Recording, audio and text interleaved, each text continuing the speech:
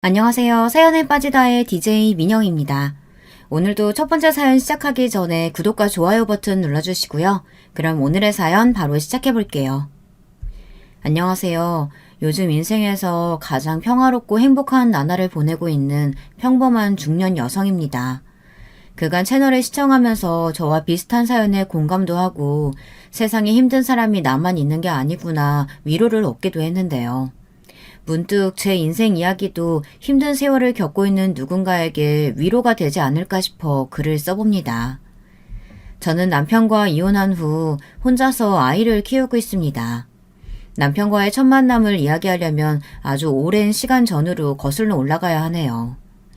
일단 제가 자라온 가정 환경부터 이야기할게요.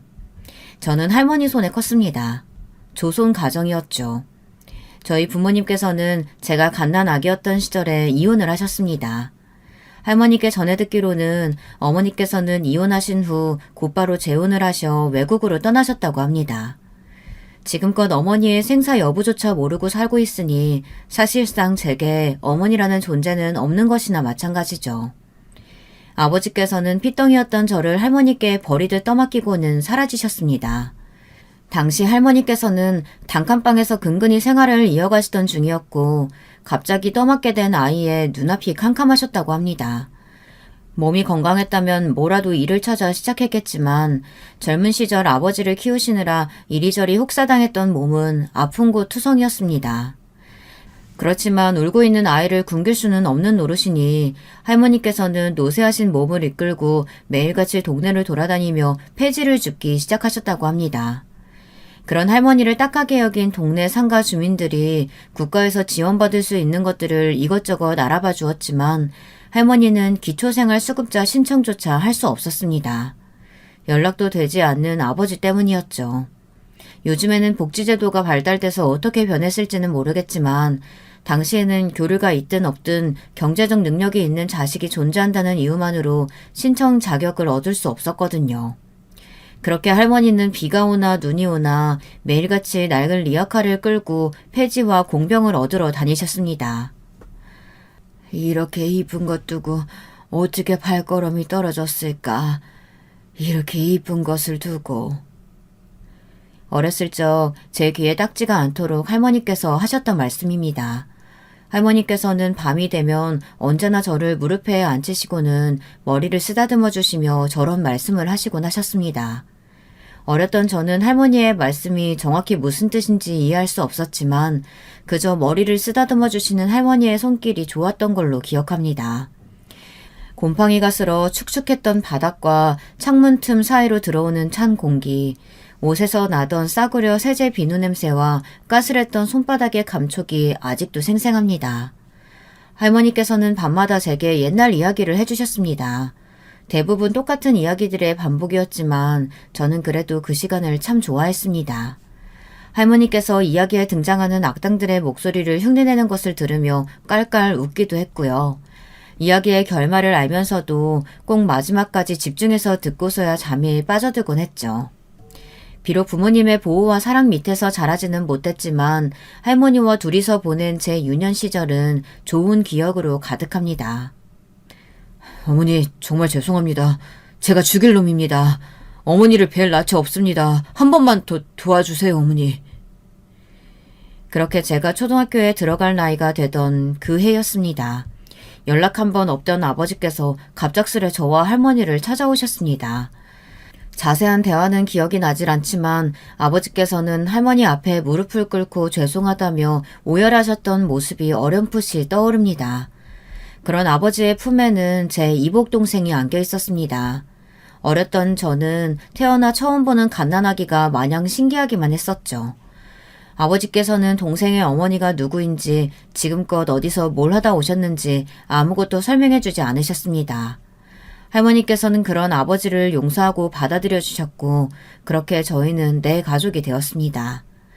아버지께서는 매일같이 새벽에 집을 나서서 늦은 밤이 되어서야 돌아오시곤 하셨는데 할머니께 전해 듣기로는 사업을 하신다고 했습니다. 할머니, 그럼 우리 아빠는 사장님이야? 그럼 사장님이지. 이제 너희 아빠가 돈 많이 벌어서 맛있는 것도 사주고 예쁜 옷도 사주고 그럴겨. 초등학생이었던 제가 생각하는 사장님은 멋진 정장에 비싼 차를 타고 다니고 사람들을 우르르 끌고 다니는 덩치 큰 아저씨였는데 저희 아버지께서는 제 상상 속의 사장님과 꽤 거리가 있는 모습이었어요. 당시 아버지께서는 정장을 입고 다니시지도 않았고 비싼 차는커녕 다 떨어져가는 고물 트럭을 몰고 다니셨으며 언제나 지치고 피곤해 보이는 얼굴에 말은 채구셨거든요. 정확히 무슨 회사의 사장님인지는 알 수 없었지만 그래도 저는 아버지를 항상 사장님이라고 불렀습니다. 늦은 밤 일을 마치고 집에 돌아오신 아버지 품에 안기며 사장님 다녀오셨어요 하고 인사를 하면 저를 번쩍 들어올려 안아주시는 손길이 참 좋았습니다. 아버지께서 돌아오신 뒤로 저희 집은 할머니께서 폐지를 주워다 파실 때보다 형편이 훨씬 좋아졌습니다. 저는 초등학교 입학 선물로 예쁜 책가방을 받게 되었어요. 가족끼리 다 같이 외식을 나가 생전 구경도 못 해봤던 짜장면을 먹기도 했고요. 그렇게 저희 가족의 생활은 점점 안정을 찾아갔고 그런 행복이 오랫동안 지속될 거라고 생각했습니다. 아들놈 어디다 숨겨놨어? 어? 당장 안 데려와? 여기 숨어있는 거 다 알고 있으니까 좋은 말로 할 때 빨리 나와. 안 그러면 여기 그냥 싹 다 부셔버릴 테니까. 학교를 마치고 집에 돌아온 어느 날이었습니다. 어쩐 일인지 저희 집 대문 앞에 동네 사람들이 잔뜩 몰려있더군요. 웅성거리는 사람들을 해치고 집 안으로 들어가 보니 웬 검은 옷을 입은 남자들이 소리를 지르며 물건을 던지고 있었습니다. 할머니께서는 그런 남자들의 바지가랭이를 붙잡으며 울고 계셨고요. 너무나 무서운 마음에 당장이라도 그 자리에서 도망치고 싶었지만 그랬다가는 할머니께 무슨 일이라도 생길 것 같아 소리를 지르며 남자들에게 달려들었습니다. 우리 할머니 괴롭히지 말고 집에서 나가라고 바락바락 악을 썼죠. 당연히 그 남자들에게는 씨알도 먹히지 않을 소리였고 한 남자가 들고 있던 강목을 제게 휘두르려 하자 할머니께서는 다급하게 몸을 날리셨습니다.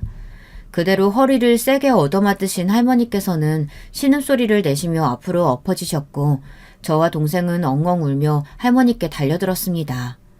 그때 밖에 서 있던 사람 중 누군가 신고를 했는지 경찰차 소리가 들려왔어요. 남자들은 혀를 차며 도망치듯 사라져버렸죠. 집안은 난장판이 되었고 할머니께서는 그 뒤로 한동안 허리가 아파 거동조차 제대로 하지 못하셨습니다. 당연히 아버지께서는 집에 돌아오시지 않았고요. 그렇게 저는 두 번째로 아버지께 버림을 받았습니다. 집에 찾아왔던 남자들은 빚쟁이라고 했습니다.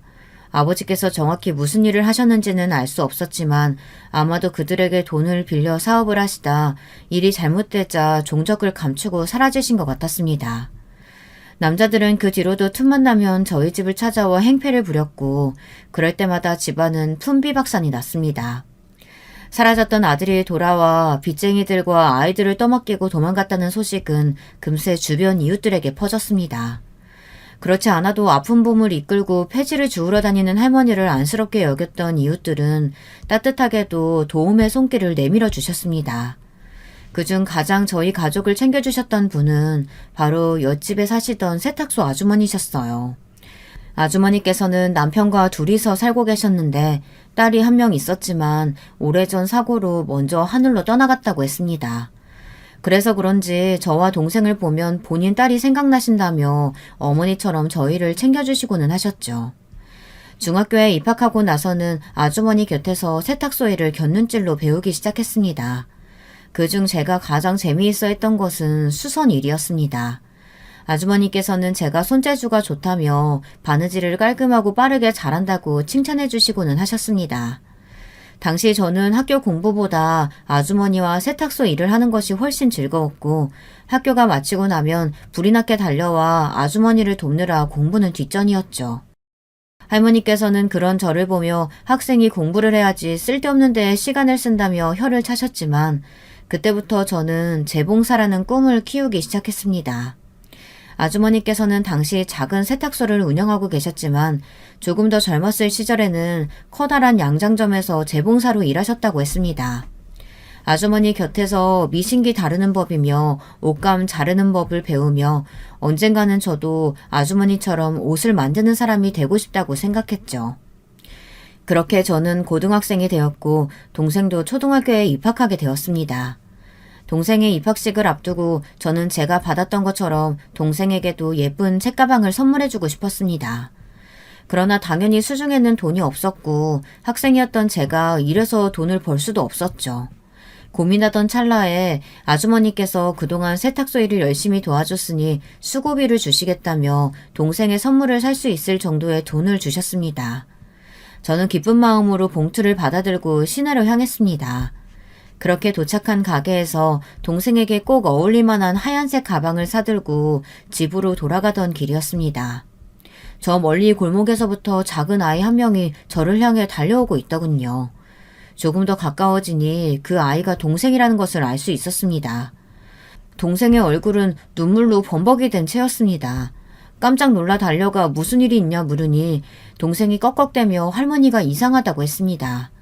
순간 심장이 쿵 내려앉는 기분에 동생 손을 잡고 급하게 집으로 달려갔습니다. 할머니께서는 언제나처럼 얇은 이불을 깔고 그 위에 누워 계셨습니다. 가방을 바닥에 집어던지듯 내려놓고 할머니를 부르며 달려들었지만 할머니께서는 아무런 반응이 없으셨습니다. 제가 집에 돌아오면 언제나 우리 예쁜 손녀 왔냐 하시며 저를 맞아주시던 할머니였는데 그날의 할머니께서는 너무나 싸늘했습니다. 차갑게 식어버린 할머니의 손을 잡고 그 자리에서 한참을 울었습니다. 동생은 옆에서 할머니가 어디가 아픈 거냐고 계속해서 물었지만 저는 아무 대답을 해줄 수가 없었습니다. 그렇게 퉁퉁 부은 눈으로 간신히 몸을 일으켜 아주머니를 찾아가 할머니의 부고를 알렸습니다. 아주머니께서는 저와 동생을 꼭 끌어안아 주셨습니다. 그 품이 만나본 적도 없는 어머니의 품처럼 너무나 따뜻해서 울다가 까무룩 기절했던 기억이 납니다. 아주머니께서는 할머니의 장례를 치를 수 있도록 도와주셨고 갈 곳을 잃은 저와 동생을 거둬주셨습니다. 아버지께서는 끝내 할머니의 장례식장에도 나타나지 않으셨습니다.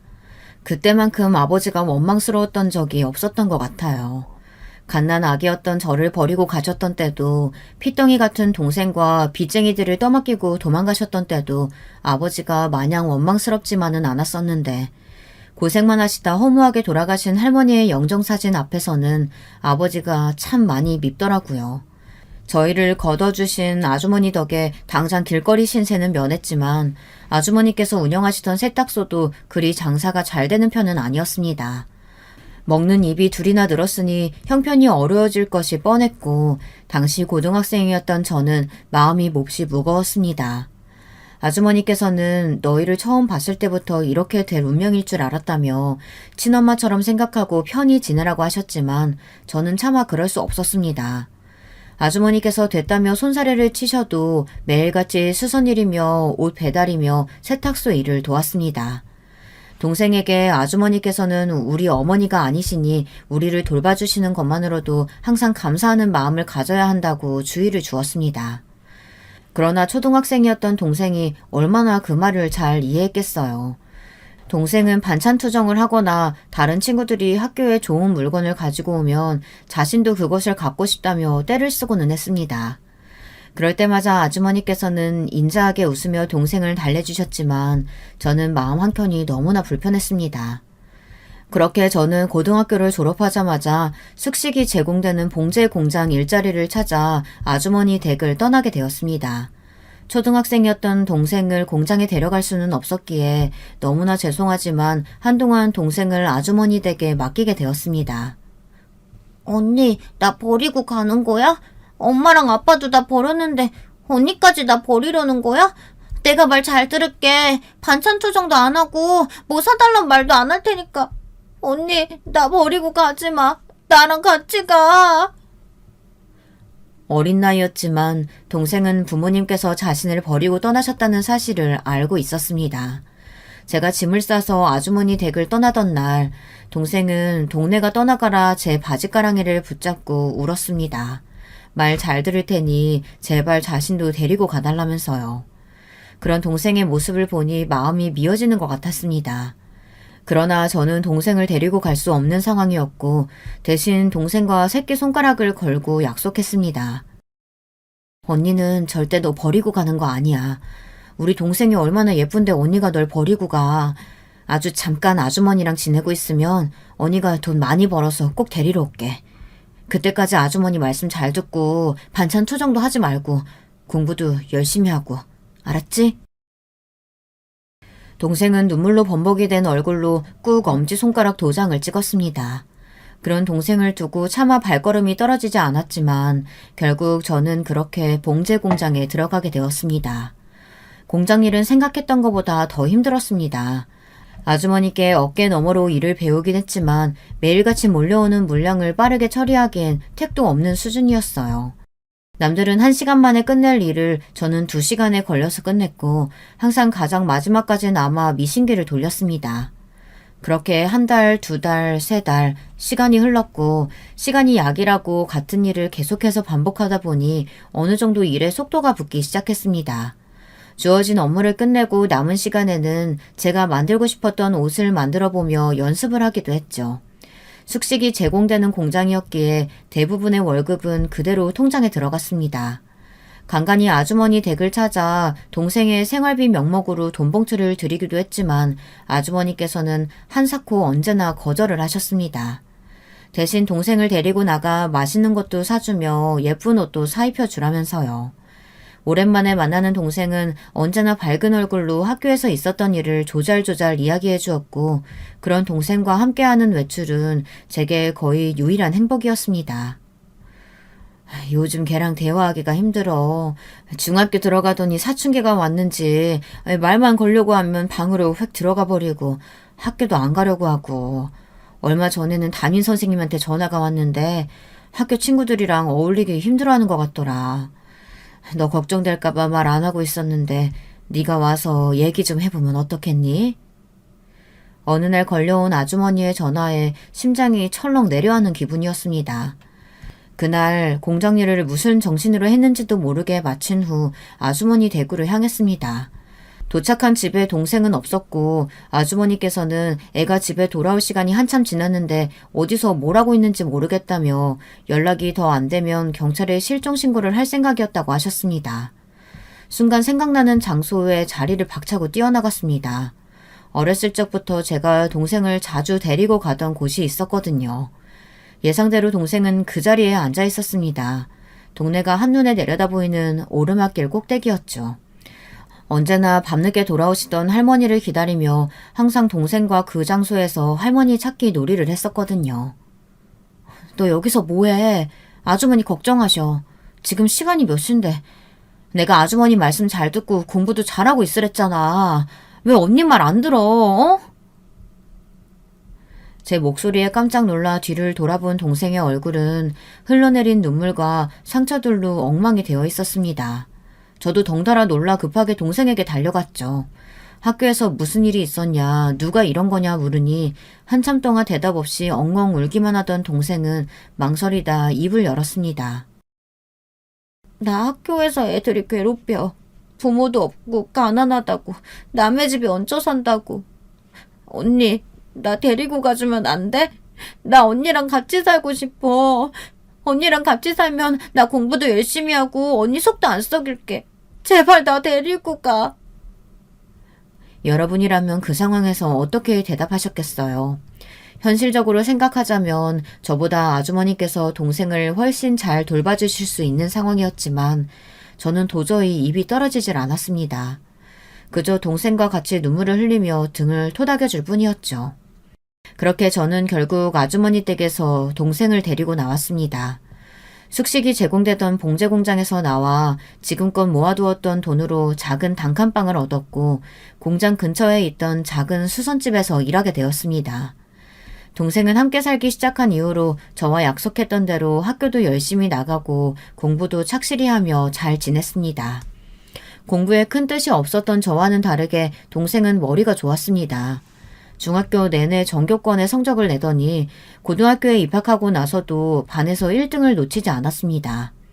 그런 동생은 저의 자랑거리였고 수선집 사람들에게 항상 동생 이야기를 했습니다. 제가 동생 얘기를 꺼내려고만 하면 다들 질렸다는 듯 손을 내저을 정도였죠. 비록 일하느라 몸은 고됐지만 동생을 생각하면 힘이 났습니다.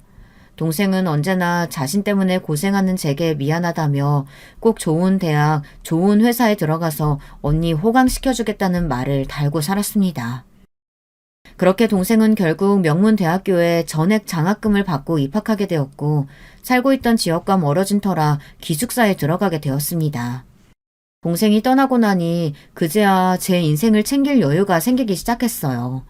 그때 제 나이가 30살 가까이 되었지만 한 번도 연애는커녕 남자와 가까이 지내본 적도 없는 쑥맥이었습니다. 그런 제가 처음으로 관심을 가지게 된 남자가 바로 남편이었습니다. 남편은 제가 일하던 수선집의 손님이었어요. 정기적으로 와서 매번 큰 거래를 하는 모습에 사장님께 저분은 뭐 하는 사람이냐 물으니 근방에서 큰 옷가게를 운영하는 사장님이라고 했습니다. 처음엔 그저 작은 관심이었지만 마주치는 횟수가 늘어날수록 점점 대화도 많이 나누게 되었고 남편도 제게 어느 정도 호감이 있어 보였습니다. 그렇게 남편이 먼저 데이트 신청을 했고 첫 데이트 날 남편의 권유로 술을 마시고 잔뜩 취한 상태로 밤을 같이 보내게 되었어요. 저는 그 뒤로 남편과 조금 더 진지한 사이가 될 줄 알았지만 남편은 그날 밤 이후 수선집을 찾아오지 않았습니다. 시간이 좀 흐르고 나서야 세상 물정 모르던 제가 이용당했다는 사실을 알게 되었죠. 그렇지만 그 상황에서 제가 할 수 있는 일이 뭐가 있었겠어요. 그저 그렇게 없었던 일로 묻어두고 지내던 차에 몸이 조금 이상했습니다. 혹시나 하는 마음에 임신 테스트기를 해보니 선명하게 2줄이 뜨더라고요. 임신 사실을 알게 되니 머리가 멍했습니다. 이 일을 어떻게 해야 하나 한참을 고민하다 결국 사장님께 물어 남편이 운영한다는 옷가게를 찾아갔습니다. 생각보다 더 큰 규모의 입구에 들어설 때부터 저도 모르게 주눅이 들더라고요. 오랜만에 만난 남편은 임신 이야기에 버럭 소리를 질렀습니다. 임신을 했다고? 어디서 다른 놈이랑 들이고 와서 지금 나한테 덮어씌우려는 거 아니야? 네, 맞아? 평생 당신 말고는 남자 손 한 번 잡아본 적 없어요. 하늘의 맹세코 당신 아이 맞아요. 저도 설마 아이가 생겼을 거라고는 생각 못했어요. 요즘 몸이 좀 이상하길래 혹시나 했는데. 100번 양보해서 내 애가 맞다 치자. 그래서 뭐 결혼이라도 하자는 거야? 당연히 지울 거지? 수술비는 내가 내줄게. 아니요. 저 애 지울 마음 없어요. 어떻게 그렇게 쉽게 생명을 지울 수가 있겠어요? 전 애 낳을 거예요. 단호한 제 말에 남편은 제발 지워라. 너 같은 여자랑 결혼할 생각 없다며 계속해서 폭언을 쏟아냈지만 저는 결코 아이를 지울 생각이 없었습니다. 남편과 결혼하고 싶어서가 아니라 이미 제 뱃속에 생겨난 생명을 사지로 내몰고 싶지 않았어요. 저를 버리고 가신 부모님처럼 책임감 없는 행동을 하고 싶지 않았거든요. 그렇게 한참 동안 실랑이를 벌이다가 결국 먼저 손을 든 것은 남편이었습니다. 결혼을 약속하고 처음으로 시부모님께 인사드리러 간 자리에서 시어머니께서는 제 얼굴에 물을 끼얹으셨습니다. 고아의 수선집 직원이라는 변변찮은 직업, 혼수 하나 제대로 해올 수 없는 형편의 며느리를 마음에 들어 하실 리가 없었기에 어느 정도는 예상했던 일이었어요. 어디 이런 천박한 년이 몸을 함부로 굴려가지고 애를 배! 어쩌다 저런 년한테 발목이 잡혀가지고 결혼을 하게 됐을까? 우리 아들이 뭐가 부족하다고! 아이고, 내 팔자야. 물이 뚝뚝 타고 흘러내리던 볼을 쓸어내리며 애써 말을 삼켰습니다. 시어머니 말씀처럼 남편에 비해 제가 몹시 부족한 여자인 것은 사실이었으니까요. 당시에는 저와 아이를 받아들여준 시댁 식구들에게 그저 감사해야 한다고 생각했습니다. 시부모님께서는 상견례고 결혼식이고 전부 생략하고 혼인신고만 하고 시댁에 들어와 살라고 하셨습니다. 살고 있던 단칸방을 정리하고 시댁으로 들어가던 날 오랜만에 동생에게 전화를 해 제 결혼 소식을 알렸습니다. 동생은 여전히 기숙사에 살며 대학교를 다니고 있었고 장학금을 받아 제 도움 없이 지내고 있었죠. 잘 지내지? 실은 나 결혼하게 됐어. 늦게 연락해서 미안해. 갑자기 결혼을 한다고? 지금까지 그런 얘기 한 번도 없었잖아. 언제부터 만났어? 뭐 하는 사람인데? 상견례는 언제 하고? 미안. 그동안 너무 정신이 없었어서. 만난 지는 몇 달 안 됐는데 옷가게 사장님이야. 시댁도 잘 살고. 상견례랑 결혼식은 생략하기로 했어. 어차피 상견례에 올 사람도 너밖에 없잖아. 그냥 바로 혼인신고하고 시댁으로 들어가서 살려고. 오늘 집도 정리했어. 상견례는 그렇다 쳐도 잘 사는 집이라며 결혼식은 왜 생략하는데. 뭐야, 언니. 제대로 된 사람이랑 결혼하는 거 맞아? 솔직히 말해. 무슨 일이야? 동생은 뭔가 이상한다는 것을 눈치챘는지 꼬치꼬치 캐묻기 시작했고, 결국 저는 남편과 있었던 일을 이야기해주며 혼전 임신이라는 사실을 알렸습니다. 걱정스러운 목소리의 동생에게 어디 멀리 가는 것도 아니고 그냥 새로운 식구들이 생기는 거다. 결혼 후에도 여전히 나는 네 언니고 우리 관계에는 변함이 없으니 도움이 필요하면 언제든 편하게 연락하라는 말을 덧붙이며 전화를 끊었습니다. 그렇게 저는 시댁에 들어가 살게 되었고 시어머니가 원하시는 대로 수선집 일도 그만두고 살림을 하기 시작했어요. 시댁에서 저는 거의 가정부와 다름없는 존재였습니다. 시부모님과 남편의 삼시세끼 식사는 물론 설거지와 뒷정리까지 전부 제 몫이었고 집안 청소며 빨래며 심지어 시댁에서 키우던 강아지 산책과 목욕까지 집안일이라면 전부 제게 떠넘기셨습니다. 시부모님께서는 두 분 다 몹시 입맛이 까다로우신 분들이라 한 끼도 허투루 드시는 법이 없으셨기에 매일 3가지 이상의 반찬을 바꿔가며 차려내느라 허리가 휠지경이었습니다. 어머니께서는 제가 집안 청소를 하고 난 후 반드시 텔레비전 뒷면이나 소파 밑을 손가락으로 훑어보시고는 먼지가 제대로 닦이지 않았다고 역정을 내시고는 했습니다. 밥을 정갈하게 차리기를 해. 청소를 깔끔하게 해놓기를 해. 몸 함부로 굴려가지고 남자 꼬시는 것 말고 제대로 할 줄 아는 일이 있긴 하니? 부모가 없어 가정교육을 제대로 못 받고 자라서 저러는 건지. 내가 전생에 무슨 죄를 지었길래 저런 애를 며느리로 받았을까? 저도 사람인지라 시어머니가 쏟아내시는 막말에 화가 날 때도 있었습니다. 그렇지만 저는 언제나 고개를 숙이며 꾹 참았습니다. 당시에 저는 바보 같게도 계속해서 참고 견디면 언젠가는 시댁 식구들이 저를 며느리로 인정해 주실 것이라고 생각했거든요. 이제 와서 돌이켜보면 아무 의미도 없는 짓이었죠. 시어머니께서는 몹시 사치스러운 분이셨는데 남편이 벌어오는 돈의 대부분을 호화스러운 골프 여행이나 비싼 명품들을 구매하는 데 사용하셨습니다. 물론 남편의 가게는 장사가 꽤 잘 되었기에 시어머니께서 무분별하게 돈을 사용하셔도 당장에는 큰 문제가 없었어요. 하지만 장사가 언제까지고 잘 될 것이라는 보장은 없었으니까요. 이 부분에 대해서 남편과 몇 번이나 상의를 해보려고 했지만 결혼 후로 남편은 매일같이 가게에 나가서 밤 늦게나 돌아왔습니다. 그래서 제대로 된 대화조차 나눌 시간이 없었어요. 만삭의 몸이 될 때까지도 저는 모든 집안일을 도맡아 했습니다. 어느 날은 너무나 몸이 좋지 않아 시어머니께 조심스레 오늘은 밥을 차리기 힘들 것 같다는 이야기를 드렸는데요. 시어머니께서는 언성을 높이시며 나 때는 애 낳기 직전까지도 밭에 가서 일을 했다. 뭐가 그리 힘들다고 엄살을 부리냐며 주방으로 제 등을 떠미셨습니다. 결국 어지러워서 제대로 서 있지도 못하는 상태로 반찬이며 국을 차려내었어요. 그러다 그대로 주방에 쓰러진 적도 있었습니다. 병원을 찾을 때마다 의사는 제게 몸을 더 잘 돌봐야 한다. 산모가 건강해야 아이도 건강하다 당부를 했지만 시댁 식구들은 제 몸 상태에 전혀 관심이 없었습니다. 그 뒤로도 몇 번이나 집안일을 하다 쓰러졌지만 다행히도 아이는 건강하게 태어나 주었고 예쁜 공주님이었습니다. 아들을 바라셨던 시부모님과 처음부터 아이에게는 별 관심이 없었던 남편은 시큰둥한 반응이었지만 그래도 저는 딸을 보며 조금이나마 힘을 낼 수 있었습니다. 마음 붙일 곳 하나 없던 공간에 온전히 사랑을 쏟아부을 수 있는 상대가 생기니 어찌나 행복하던지요. 예, 가게에 좀 다녀와라. 무슨 서류를 놓고 간 모양이더라. 가는 김에 마트 들러서 저녁 장도 봐오고. 그러다 어느 날 남편이 놓고 간 서류를 가져다 주기 위해 결혼 후 처음으로 옷가게를 찾아가게 되었습니다. 여전히 어마어마한 규모의 낡은 옷차림에 제가 조금 초라해지는 기분이 들었지만 나는 이제 이 가게의 사모님이니 기죽을 것 없다는 생각으로 당당하게 안으로 들어섰죠. 카운터에 서 있던 직원에게 남편을 만나러 왔다 말하자 직원은 영문을 모르겠다는 표정이었습니다.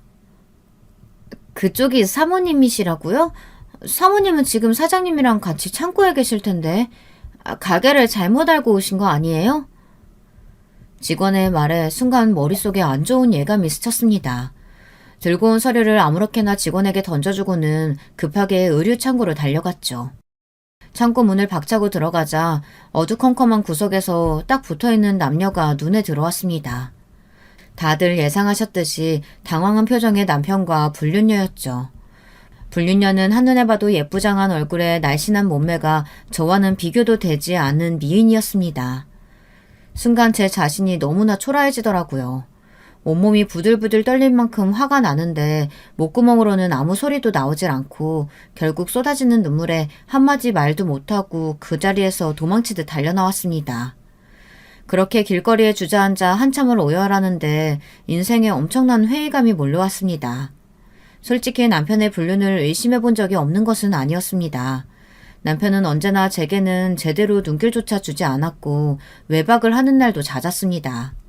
사랑하지도 않는 여자와 책임감에 결혼했으니 어찌 보면 예상된 결과였지만 저는 그동안 애써 그 사실을 부정하려 했습니다. 비록 저와 남편의 사이가 가깝지는 않아도 저를 속이지는 않을 거라고 믿었습니다. 사랑스러운 딸을 두고 부정을 저지르고 다닐 만큼 최악의 인간은 아닐 거라고 믿고 싶었던 거죠. 그러나 그런 믿음은 한순간에 모두 산산조각 나버렸고 눈앞이 캄캄했습니다. 이런 사실을 알고 나서도 제게 돌아갈 곳은 시댁밖에 없었거든요. 언니, 연락도 없이 어쩐 일이야? 무슨 일 있어? 얼굴이 왜 그래? 거기 서 있지 말고 얼른 들어와. 밥은 먹었어? 동생은 대학교를 졸업한 후 작은 원룸에서 혼자 지내고 있었고 도저히 시댁으로 돌아갈 수 없었던 저는 무거운 발걸음으로 동생에게 향했습니다. 평소와 다름없이 저를 따뜻하게 맞이해주는 동생의 모습에 겨우 멈췄던 눈물이 다시 터져나오더라고요. 아이처럼 엉엉 우는 저를 동생은 아무것도 묻지 않고 끌어안아 주었습니다. 등을 토닥여주는 동생의 손길에 중학교 시절 제품에 안겨 울던 동생이 떠올랐습니다. 그렇게 작던 아이가 언제 이렇게 다 커서 나를 달래주고 있나 이런 생각이 들더라고요. 그날 밤은 오랜만에 동생과 이런저런 이야기를 하며 보냈습니다. 할머니와 셋이서 나들이를 갔던 얘기, 세탁소 아주머니께 혼났던 얘기, 어렸을 적 추억들을 떠올리며 간만에 모든 근심 걱정을 잊을 수 있었던 것 같아요. 그렇게 꿈같은 밤이 지나고 다음날 아침 떨리는 마음으로 핸드폰을 확인했지만 시댁 식구들에게는 아무런 연락이 와 있지 않았습니다. 혹시나 밤새 저를 찾지는 않았을까 남아있던 일말의 기대마저 무너져 내렸죠. 동생의 배웅을 뒤로하고 시댁으로 돌아가니 집안은 아무도 없는지 조용했습니다. 심지어 항상 사람이 오면 반기러 나오던 강아지조차 집에 없더라고요. 다들 어딜 나갔나 싶었던 차에 때마쳐 문이 열리고 시부모님께서 들어오셨습니다. 어머니 죄송해요. 어젯밤에는... 아유, 너 현관에서 정신 사납게 뭐하니? 쟤는 어린 것이 누구 닮아서 저렇게 성질이 고약한가 몰라. 점심 먹고 왔으니까 밥 차릴 필요 없다. 시부모님의 뒤로 남편이 강아지와 딸을 안고 따라 들어왔어요. 딸은 한바탕 울었는지 퉁퉁 부은 얼굴이었습니다. 무슨 상황인지 이해가 잘 되지 않아 당황스러운 눈으로 남편을 바라봤지만 남편은 제게 아이를 휙 떠넘기고는 방으로 들어가 버리더라고요. 우리 딸, 왜 그래? 어디 다녀왔어? 할머니가 엄마 없으니까 맛있는 거 먹자고 그랬는데 엄마 없이는 나도 안 간다고 하니까 할머니가 나 엄청 혼냈어. 이럴 거면 엄마랑 같이 집 나가버리래. 아이의 말에 시부모님을 돌아보니 두 분은 아무렇지도 않은 표정으로 소파에 앉아 텔레비전을 켜셨습니다. 상황을 보니 제가 없는 틈을 타 가족끼리 좋은 식당에 가서 외식을 하고 온 것 같았어요. 저희 딸은 저 없이는 안 가겠다고 떼를 쓰다 혼이 난 듯했고요. 어머니, 아무리 그래도 애한테 말씀이 너무 지나치세요. 애같이 애미 닮아서 아주 성질머리가 고약해. 그럼 집에 밥 해주는 사람이 없는데 나가서 먹어야지. 뭐가 문제야? 그리고 너는 말이다. 말도 없이 집에 안 들어왔으면 죄송합니다. 싹싹 빌어도 모자랄 판에. 어디서 시애미한테 훈계질이냐? 저도 이 집 식구예요. 밥 해주는 사람이 아니라요. 제가 연락도 없이 집에 안 들어왔는데 걱정도 안 되셨어요? 얘가 미쳤나? 어디 시부모한테 큰 소리야? 너 같은 거 어디 나가서 콱 죽어버리든 말든 내 알 바 아니다. 시어머니의 말씀에 눈물이 쏟아졌어요. 제가 그동안 이 집에서 바친 세월은 정말 아무런 의미가 없었구나. 모든 것이 의미 없게 느껴졌고 더 이상 이 공간에서 1분 1초도 머물고 싶지 않았습니다.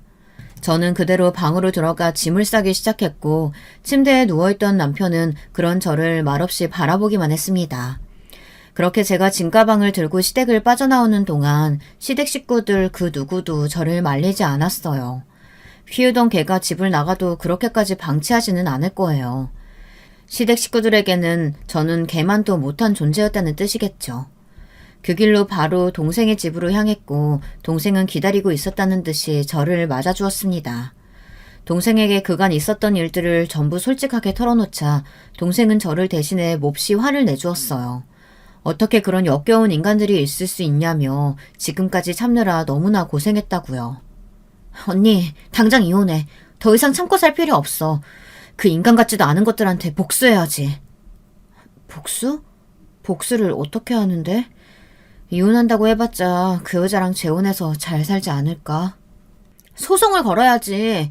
뻔뻔하게 불륜 저지른 죄 물어야 될 거 아니야. 게다가 지금까지 시댁 식구들한테 구박당했던 것도 전부 위자료로 받아낼 거야. 소송이라니 이혼 소송 말하는 거야? 그거 한두 푼 드는 거 아니야. 변호사도 선임해야 하고 나 모아둔 돈 하나도 없어. 언니 걱정하지 마. 나 믿고 내일 가서 애 데려와. 그리고 남편한테 이혼하자고 소송하겠다고 말해. 동생은 취업해서 돈을 벌고 있긴 했지만 사회 초년생이었고 모아둔 돈이 많을 리가 없었어요. 도대체 뭘 믿고 저렇게 큰 소리 치는 건지 이해가 되질 않았어요. 하지만 언니가 안 하면 내가 가서 대신 큰 소리 치고 올 거라며 언성을 높이는 동생 탓에 결국 알았다고 대답했죠. 그렇게 다음 날이 되었고 저는 한참을 고민하다 결국 시댁으로 찾아갔습니다. 이혼하겠다는 제 말에 남편의 표정이 눈에 띄게 밝아지더라고요. 네가 먼저 이혼하겠다고 말한 거다. 말 바꾸지 마. 애 키울 돈도 없으니 당연히 양육권은 포기하겠고 같이 번 돈도 없으니 위자료도 한 푼도 못 줘. 아니, 나 합의 이혼 안 해. 당신하고 이혼 소송할 거야. 당신 불륜 저지른 거 그동안 나 사람 취급도 안 하고 부려먹었던 것들 전부 그냥은 안 넘어가. 이혼 소송? 너 소송 절차가 어떻게 진행되는지는 아니? 변호사 선임 비용은 얼만지는 알고? 대출이라도 받으려고? 변변찮은 직업도 없는 애가 자존심만 살아서는. 시댁 식구들은 이혼 소송을 하겠다는 제 말에 비아냥거리며 저를 비웃었습니다. 솔직히 말하자면 소송 얘기를 꺼내면서도 마음 한켠이 무겁기는 했어요. 자기만 믿으라던 동생 때문에 큰 소리를 치긴 했지만 시어머니 말씀대로 저는 변변찮은 직업조차 없는 무일푼이었으니까요. 그렇지만 여기서 기가 죽어서는 안 된다고 생각하며 마음을 다잡았습니다. 큰 소리가 오가는 와중에 구석에서 눈치만 보고 있던 아이 손을 꼭 잡고 제 쪽으로 끌어당겼어요. 아이는 제가 데려갈게요. 여기 있어봤자 제대로 된 가정교육도 못 받고 자랄 게 뻔해요. 제가 잘 키울 테니 양육비만 보내주세요. 얘가 아무리 꼴통이라도 우리 집안 핏줄인데 어딜 데려가? 너는 집 나가도 애는 두고 나가라. 부모 없이 자란 애가 어디서 가정교육을 우는애? 어머니 집안 핏줄이기 이전에 제 딸이에요. 저도 이 정도 권리는 있어요. 그리고 저 부모 없이 자랐어도 어머니 아들보다 멀쩡한 인간이에요. 그렇게 저는 뒷목을 잡고 쓰러지시는 시부모님을 뒤로하고 딸과 함께 집을 나왔습니다. 일단 소송하겠다 큰 소리를 치고 돌아왔는데 이제 어떻게 해야 할까 앞날이 막막했습니다. 동생은 믿는 구석이 따로 있는 건지 걱정이 많았던 저와는 다르게 싱글벙글이었죠. 언니, 우리 내일 만나러 갈 사람 있으니까 준비해. 언니 소송 도와주실 분이야. 조카도 데리고 가자. 동생의 말에 동생이 벌써 변호사분이라도 모셔놨나 싶었습니다. 돈이 어디서 나서 변호사를 고용했는지 혹시 나 때문에 대출이라도 받은 건 아닌가 걱정이 앞섰죠. 예쁘게 입으라는 동생의 말에 그나마 가지고 있던 옷 중에서 좋은 옷을 꺼내 입고 동생을 따라 나섰습니다. 약속 장소는 아주 고급스러운 레스토랑이었고 동생은 테이블에 앉아있던 노년의 남성을 보고 반갑게 손을 흔들었습니다. 저분이 변호사님이시구나 이런 생각에 가까이 다가가 인사를 하려던 찰나였습니다. 아버지? 테이블에 앉아있던 사람은 다름 아닌 저희 아버지였습니다. 20년도 넘는 세월이 흘렀기에 제 기억 속 모습보다는 훨씬 나이가 드신 얼굴이었지만 그래도 한눈에 알아볼 수 있었습니다. 그동안 잘 지냈니? 너무 오랜만이구나. 아버지께서는 눈물을 글썽거리시며 저를 꼭 껴안아 주셨고 어떻게 된 상황인지는 알 수 없었지만 제 등을 쓰다듬어 주시는 손길에 저도 모르게 눈물이 나더라고요. 오랜만에 느껴보는 가족의 온기에 그렇게 한참을 울었어요. 조금 진정이 되고 나서야 그간의 이야기를 들을 수 있었습니다. 아버지께서는 젊었을 적부터 사업에 대한 야망이 크셨다고 합니다. 저희 어머니와도 사업에 대한 견해 차이로 이혼하셨고 그 뒤로도 많은 어려움이 있었지만 꾸준히 본인의 꿈을 이루기 위해 달려오셨다고 합니다. 그렇게 사업이 순조롭게 자리를 잡나 싶었던 시기에 잘못된 선택으로 빚더미에 오르셨고 당시 함께 지내고 있던 할머니와 저희들에게 피해를 입혀서는 안 된다는 생각에 도망치듯 집을 나가셨다고 했습니다. 눈앞이 깜깜했지만 아버지께서는 포기하지 않으셨고 정말 마지막 기회라고 생각하며 당시 의류 공장을 운영하고 있던 친구와 함께 다시 사업을 시작하셨습니다. 그렇게 처음에는 작은 크기의 공장으로 시작했던 아버지의 사업은 점점 규모가 커지고 현재는 전국으로 의류를 판매하는 유명한 회사가 되었습니다. 처음에는 솔직히 아버지의 이야기가 믿기지 않았습니다. 그렇게 성공했으면 지금까지 왜 할머니와 우리를 찾지 않았냐며 원망스럽게 따지기도 했죠.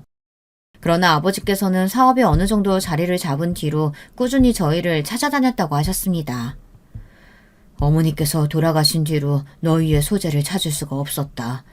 시설에 들어간 것도 아니고 동네 사람들 말로는 세탁소에서 자라났다는데 내가 찾아갔을 때는 세탁소는 이미 문을 닫은 지 오래였다. 그렇게 아버지께서는 백방으로 저희를 찾기 위해 노력하셨고 결국 동생이 다녔던 대학을 통해 연락이 닿았다고 합니다. 처음 연락을 받은 동생은 아버지께 이제 와서 아빠 노릇 하려고 해도 늦었다. 언니랑 나는 고아라고 생각하고 자랐고 앞으로도 그럴 테니 다시는 연락하지 말라며 전화를 끊어버렸다고 했습니다. 그러나 아버지께서는 본인의 잘못을 누구보다 잘 알고 있다며 너희가 부담스럽다면 먼저 연락하지 않을 테니 이제라도 아빠 노릇을 하게 해달라고 부탁하셨다고 합니다. 사실 정말로 다시는 연락할 생각이 없었는데 언니 이야기 듣다 보니 아버지께서 이 타이밍에 나타난 게 하늘이 정해준 운명이 아닐까 싶어서.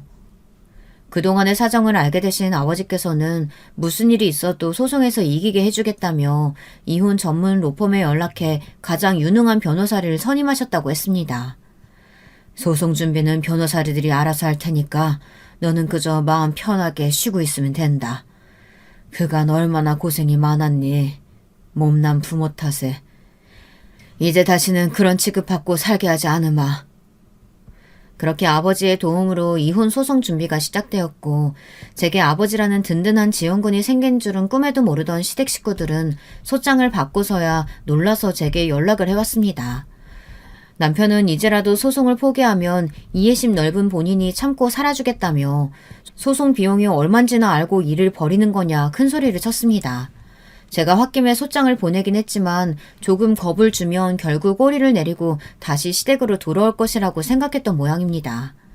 그러다 저는 시댁 식구들의 연락에 일절 답장을 하지 않았고 소송이 준비되는 동안 아버지가 구해주신 아파트에서 딸과 함께 아주 오랜만에 편안하고 안락한 시간을 보냈습니다.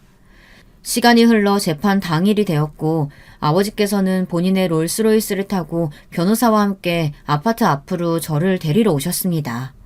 생전 처음 보는 값비싼 차에 전용 운전기사까지 분에 넘치는 대접에 몸둘 바를 몰라 하자 아버지께서는 앞으로 자주 보게 될 테니 익숙해지라며 웃음을 지으셨죠.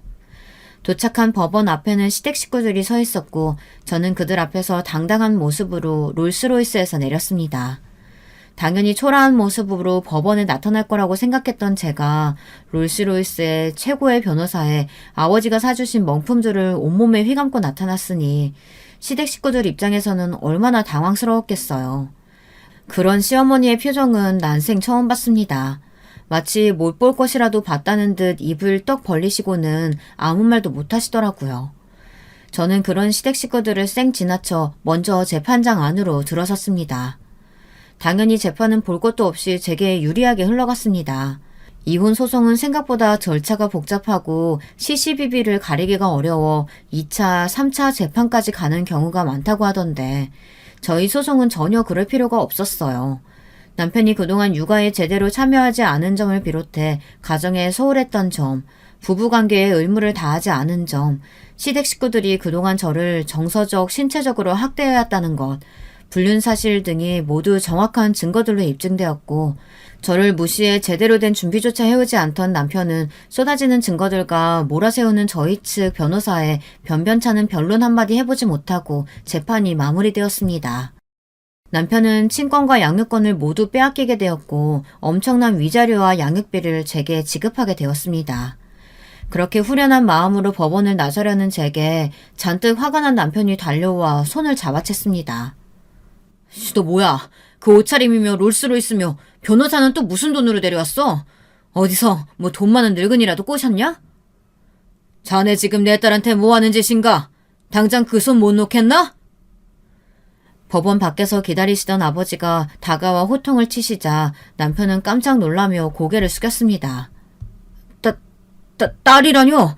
사장님께서 여긴 어떻게? 예상 밖의 전개에 놀라운 어리둥절한 표정으로 서 있는데 남편은 너무나 당황스러운 얼굴로 저와 아버지를 번갈아 쳐다봤습니다. 알고 보니 남편의 옷가게가 저희 아버지께서 운영하시던 의류회사의 가맹점이었더라고요. 세상에 어떻게 이런 우연이 있을 수 있을까요? 여러분께선 이 기막힌 운명이 믿어지시나요? 저를 그렇게 주눅들게 만들었던 남편의 옷가게가 다름 아닌 저희 아버지께서 운영하시던 회사의 가맹점이었다뇨. 아버지께서는 이 사실을 소송 준비 초기에 알게 되셨지만 일부러 지금껏 숨겨오셨던 거였습니다. 혹시나 잘못 뉘우치고 사과라도 해올까 참고 있었는데 역시는 역시구만. 자네 같은 역겨운 인간이 우리 회사 옷을 팔게 될 순 없네. 당장 가게 문 닫게. 사장님, 아니 장인어른, 죄송합니다. 제가 죽을 죄를 지었습니다. 한 번만 다시 생각해 주시면. 아버지께서는 더 드릴 필요도 없다는 듯 제 손을 잡고 그대로 등을 돌리셨습니다. 뒤늦게 상황을 파악하신 시부모님과 남편이 뒤를 쫓아오며 애걸복걸 애원을 했지만 아버지께서는 들은 척도 하지 않고 차에 올라타셨죠. 그렇게 집으로 돌아간 후에도 남편에게서는 계속해서 연락이 왔습니다. 심지어 시어머니께서도 그동안 해왔던 말들이 전부 진심이 아니었다. 네가 내 며느리가 된 건 인생 최고의 축복이었다며 마음에도 없는 소리를 하시더라고요. 남편은 평생 그간의 일을 사죄하며 살 테니 다시 돌아와달라고 애원했지만 당연히 저는 돌아갈 마음이 없었습니다.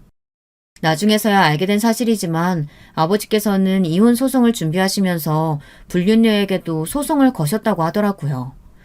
남편이 유부남이라는 사실을 알고도 만남을 지속한 점, 남편의 가게에서 부인 행세를 한 점 등이 명백한 증거로 남아 불륜녀에게서도 엄청난 위자료를 받게 되었습니다. 전에 듣기로는 내세울 것이라고는 외모밖에 없는 술집 여자였다고 하더라고요. 얼마 전에 길을 지나다 보니 남편의 옷가게가 있던 자리에는 커다랗게 임대 종이가 붙어 있었습니다. 시어머니의 사치 탓에 제대로 모아둔 돈도 없었을 텐데 아마 위자료를 낸 후에는 완전히 빈털터리가 됐을 거예요. 전부 본인이 자초한 일이죠. 저는 왕년에 수선실을 다녔던 실력을 살려 아버지 회사에서 일하고 있습니다. 집안일이나 남의 뒤치다거리가 아닌 제가 줄곧 꿈꿔왔던 일을 하는 지금이 너무나 행복합니다. 저희 딸도 무럭무럭 잘 크고 있고 동생도 좋은 회사에 취업해 잘 지내고 있고 아버지와 일주일에 한 번씩은 만나 함께 식사를 하고 있습니다. 어렸을 적부터 지금까지 정말 많은 고생을 하며 자라왔지만 그래도 지금 이렇게 행복하려고 그런 시간을 보내왔던 건가 그런 생각이 듭니다.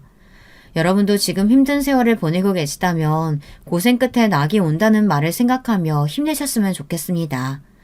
긴 이야기 들어주셔서 감사합니다. 다들 행복하세요. 여러분, 두 번째 사연 시작하기 전에 좋아요, 구독 꼭 눌러주실 거죠? 그럼 두 번째 사연 바로 시작합니다. 안녕하세요. 저는 지방에서 남편과 딸과 행복하게 사는 40대 후반 여자입니다. 제가 집에 있는 시간이 많아 심심해하니까 딸이 요즘은 유튜브로 사연 듣는 사람이 많다고 추천해줘서 즐겁게 듣고 있어요. 그중 재밌는 사연이나 감동적인 사연이 있으면 남편에게도 들어보라고 하고 친구들과 공유하며 듣다 보니까 제 사연도 제보하고 싶었습니다.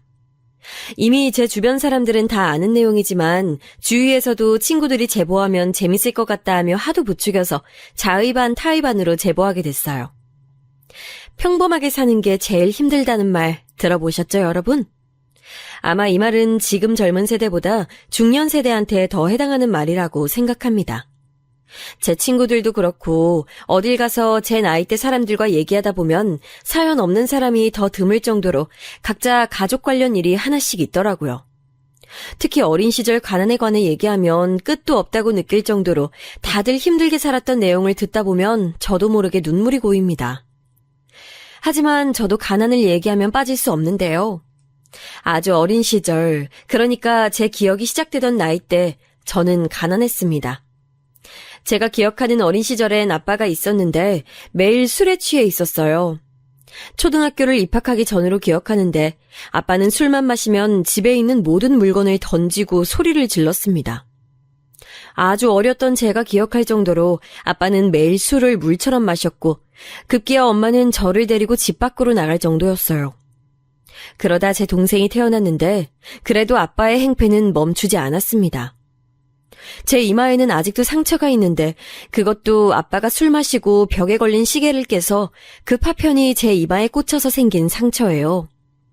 저에 대한 사랑이 끔찍했던 엄마는 그걸 보고 아빠와 몸싸움을 해서 경찰서까지 갔던 것도 전 기억합니다. 결국 제가 초등학교에 입학하고 얼마 지나지 않아 엄마는 저와 동생을 데리고 집을 나와서 외할머니가 있는 곳으로 도망을 왔어요. 아빠가 찾아올 수도 있으니 엄마는 홀로 계신 외할머니를 데리고 지방에서 더 지방으로 이사가게 됐습니다. 어렸던 저와 더 어려서 막 걷기 시작한 동생을 버리고 갈 수도 있었는데 저희 엄마는 자식들을 분신처럼 생각하며 어떻게든 본인이 보살피려고 애썼어요. 그때는 저도 어려서 몰랐지만 클수록 우리 엄마가 나를 버리지 않았다는 사실 자체가 얼마나 대단한지 깨닫게 됐습니다. 어차피 아버지는 뭐 대단한 집안의 자식도 아니었고 가난했으며 심지어 술을 마시며 엄마가 힘들게 버는 돈을 다 쓰기 바빴던 사람이라 저도 속으로 아빠가 없었으면 좋겠다고 생각했거든요. 엄마는 아빠가 저러는 것은 뭐 그때 당시에 저랬던 아버지들이 한둘이 아니니 참고 넘기려고 해도 저와 동생에게 피해가 가는 것은 도저히 눈뜨고 볼 수가 없었다고 합니다. 그렇게 엄마도 외할머니도 생판 아는 사람이 없는 곳으로 이사가서 새로 살게 됐는데 사실 지나고 나면 모든 과거는 미화가 된다고 하죠. 그런데 저는 그 시절이 미화가 안 될 정도로 힘들었습니다. 외할머니는 몸이 안 좋으셔서 이미 그때 아파서 거동이 불편했던 상태였고 저는 초등학생 그리고 동생은 돌쟁이니까 우리 가족 중 돈을 벌 수 있는 경제활동 인구는 엄마밖에 없었어요. 급하게 짐을 싸서 도망 나온 거라 우리가 가진 돈도 수중에 많은 돈이 없었기 때문에 엄마는 그 지역에 도착하자마자 우리를 여관에 몰아넣고 바로 일을 구하기 시작했습니다. 저와 동생이 너무 어리고 외할머니라도 정정하셨으면 그래도 우리를 맡기고 공장에 가서 종일 일할 수 있었을 텐데 그게 아니니까 엄마는 공장에서 일하지도 못했습니다. 결국 엄마는 식당에 가서 일하기도 하고 남의 집에 가서 파출부로 일하기도 했어요. 저는 학교에 갔다 오면 동생을 업고 어린 나이에 밥하고 청소하고 빨래를 했는데 그때는 동생이 너무 어려서 초등학교 때는 동생 돌보느라 학교에 가지 못했습니다. 당장 집에 아픈 할머니가 누워있고 동생은 이제 말을 시작했는데 제가 그렇다고 동생을 데리고 학교에 갈 순 없잖아요. 사실 몇 번 데려갔던 적도 있었고 다행히 당시 선생님들은 저처럼 집안 형편이 어려운 친구들이 워낙 많아서 동생을 데려온 학생들이 몇 있어서 이해는 해주셨습니다. 그런데 저는 동생만 있던 것도 아니고 할머니가 있어서 일주일에 학교를 2-3번만 갔었어요. 엄마는 그 사실을 모르고 있다가 나중에 학교 선생님에게 듣고 저한테 울면서 왜 학교에 안 가냐고 하며 동생을 업고 다른 집 파출부로 일하기 시작했습니다. 제 기억에 엄마는 쉬는 날이 전혀 없었는데 파출부 일을 하면서도 시간이 나면 식당에 가서 설거지도 하고 음식 배달도 했었어요. 아무래도 일하는 집에서 동생을 업고 오는 엄마가 마음에 들지 않았는지 몇 번 잘리게 됐고 결국 동생 돌보는 몫은 저에게 돌아오게 됐습니다. 엄마가 그래도 학교는 꼭 갔으면 좋겠다고 해서 저는 학교에 가도 점심시간 때 집까지 뛰어와서 할머니와 동생 점심을 차려주고 우는 동생을 내버려두고 다시 학교에 가고 학교가 끝나면 다시 또 집까지 뛰어오는 생활을 반복했어요. 제가 이렇게 말하면 어린이집이나 유치원에 보내면 되지 않냐고 하는 분들이 있는데 저도 그렇고 동생도 그렇고 돈이 없어서 기관에 못 보냈습니다. 아직도 기억나는 초등학교 때 일이 하나 있는데 아마 그때 제가 초등학교 고학년이었고 동생은 5살이었어요. 점심시간이라 집에 가서 동생과 아주 조금 놀아주고 거동이 불편한 외할머니와 동생에게 밥을 차려주고 다시 학교에 갔다가 끝나고 집에 왔는데 동생이 없었습니다. 할머니에게 동생 어디 갔냐고 물어봤는데 모르겠다는 말만 들리고 저는 급하게 집 밖으로 나왔는데 동생이 아무리 찾아봐도 없는 거예요. 점점 눈물은 나고 그날이 되게 추운 겨울이었는데 당황해서 옷도 제대로 못 입고 덜덜 떨면서 동생을 찾아다녔어요. 너무 추워서 얼굴이 다 얼었는데 동생을 찾으려고 문방구도 가고 슈퍼도 가고 동생 못 봤냐고 울면서 다니니까 동네 어른들이 같이 찾아주셨습니다. 결국 동생을 발견했는데 거기는 바로 제가 다니던 초등학교였어요. 혼자 학교 안을 돌아다니니까 선생님들이 교무실로 데려가셔서 데리고 있으셨죠. 큰일이 일어난 게 아니라 다행이라고 생각도 들면서 가만히 집에 있지 않은 동생이 너무 미웠습니다. 그리고 뭔가 속상하면서 창피한 마음도 들고 선생님들이 저한테 괜찮다고 하는데도 눈물이 너무 나와서 멈출 수가 없었어요. 동생은 제가 우니까 따라오는데 저는 그런 동생이 너무 미워서 그냥 두고 집으로 혼자 걸어가는데 그런 저를 동생이 울면서 따라왔거든요. 집에 가는 내내 동네 어른들이 동생 찾았냐고 다행이라고 저한테 말씀하시는데 그게 뭔가 기분이 너무 싫었습니다. 분명 동생을 다시 찾은 게 기쁜데 기쁘면서 슬픈 마음이었어요. 지금도 그 감정을 정의 내리기 힘듭니다. 그런데 집에 와서 엄마한테 그날 있었던 일을 얘기하는데 엄마가 그 말을 듣고 막 우시는 거예요. 우리한테 미안하다고 동생도 저도 안쓰럽다고 우는데 그 눈물을 보고 저는 말한 것을 후회했습니다. 그 뒤로 엄마 몰래 학교를 간척하며 가지 않고 동생과 더 놀아주고 진짜 친구들과 노는 것도 포기하고 동생하고 있는 시간을 늘렸어요. 동생은 다행히 여자라서 저와 같은 옷을 입을 수 있어서 옷값에 많은 돈을 투자하지 않을 수 있었습니다. 엄마는 그때 동네에서 잘 사는 집에 가서 가정부로 일했는데 엄마가 살림을 되게 잘하셔서 부잣집 사모님들이 엄마를 많이 원하셨습니다. 어떤 집에선 우리를 다 데리고 와도 좋으니 엄마한테 입주 가정부를 제안하셨는데 엄마가 우리가 그래도 남의 집에서 살면 눈치를 볼 것 같다고 가난하고 힘들어도 따로 사는 것을 원하셨어요. 그러다 엄마는 다른 집보다 돈을 많이 주는 집에서 가정부로 일했는데 저는 초등학교 때 어렸던 동생을 데리고 엄마가 일 끝나는 것을 기다리며 커다란 대문 앞에 동생을 데리고 서 있던 적이 되게 많아요.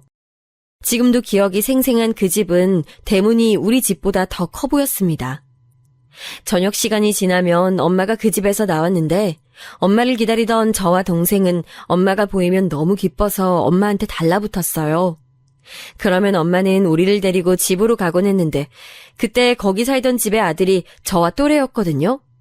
저보다 3살 많은 오빠였는데 제가 동생하고 밖에서 엄마를 기다리면 그 오빠는 들어와서 같이 놀자고 했었습니다.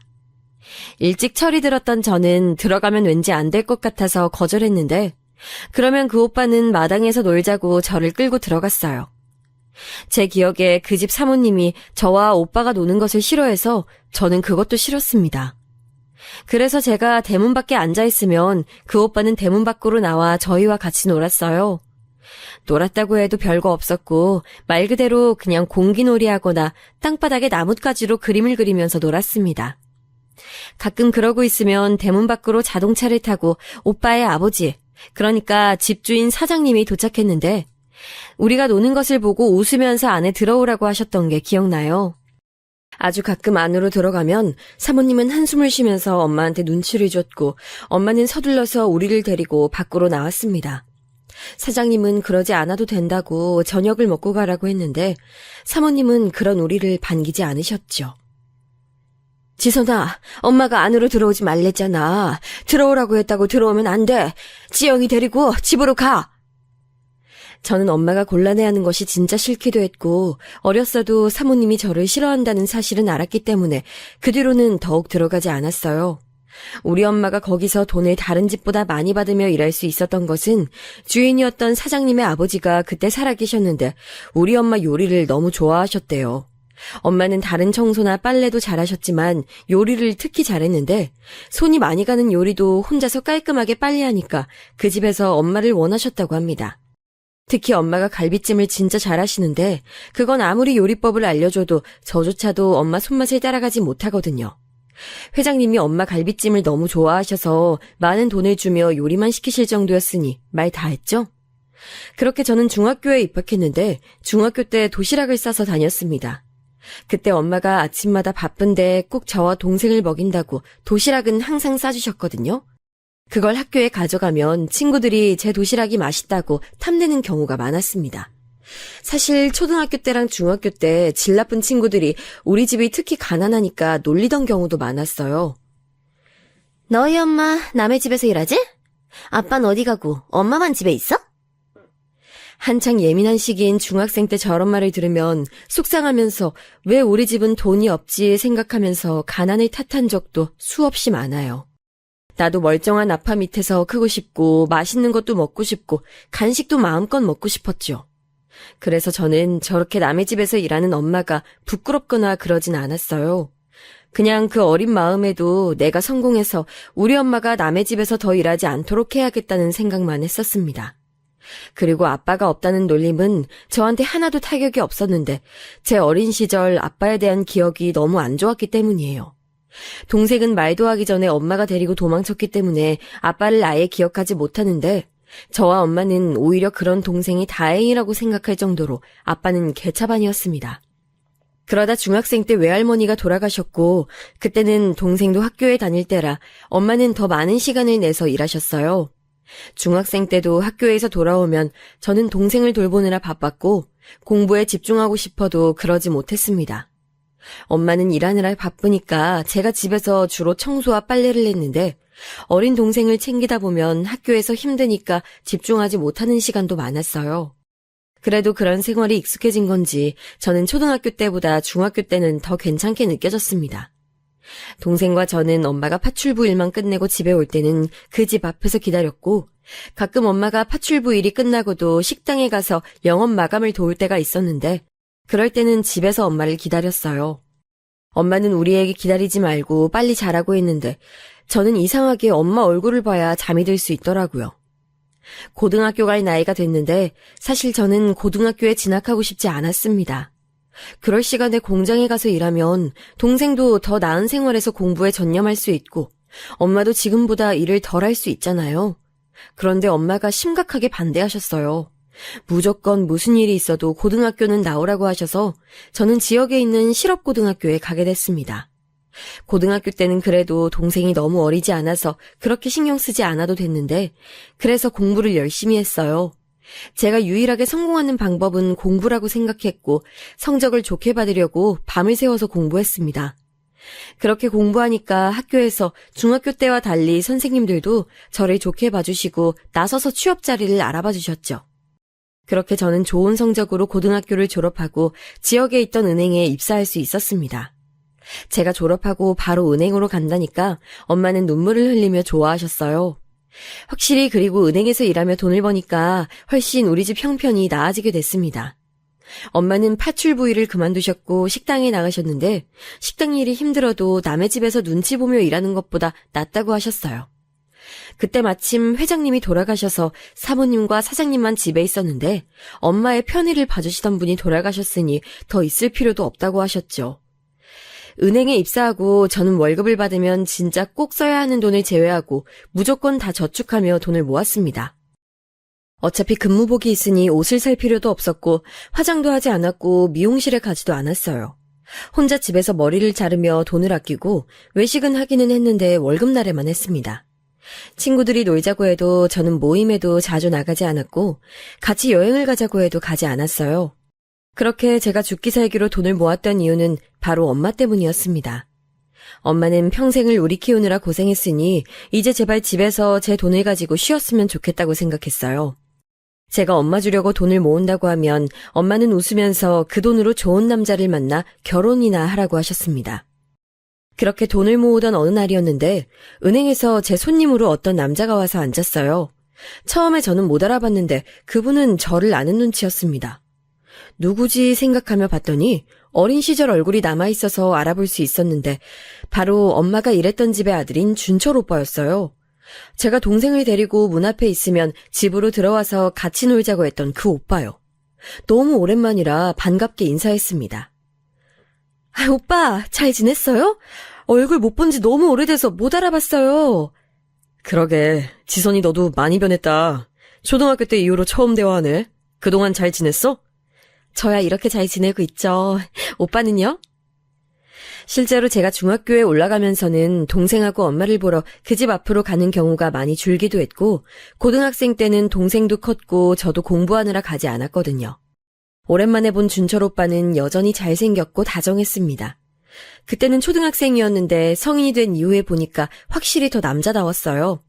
저는 일하는 중이었고 오빠도 급한 일이 있다며 퇴근하고 보러 온다기에 그냥 알겠다고 대답하고 일을 계속했는데 사실 집중이 하나도 되지 않았어요. 오랜만에 본 오빠가 잘생겨서 그런 것도 있지만 뭔가 이렇게 따로 둘이 만나도 되는 건가 하는 생각이 들었기 때문이에요. 물론 그렇게 생각하는 것이 김칫국일 수도 있으니 혼자 얼마나 많은 생각을 했는지 모르겠습니다. 결국 그러다 실수를 할 정도로 정신없는 하루가 지나고 오빠는 진짜 저를 데리러 왔더라고요. 오랜만에 본 건데도 오빠와 전혀 어색하지 않았습니다. 그리고 대화가 어렸을 때보다 훨씬 잘 통해서 웃다가 보니 어느새 시간이 많이 지났더라고요. 집에 데려다 준 데서 그러지 않아도 된다고 했는데 굳이 따라온 데서 알겠다고 하고 집으로 갔는데 되게 마음이 이상했습니다. 우리 엄마가 오빠네 집에서 일했다는 사실은 오빠도 알고 저도 아는데 둘은 엄마 얘기는 꺼내지 않았어요.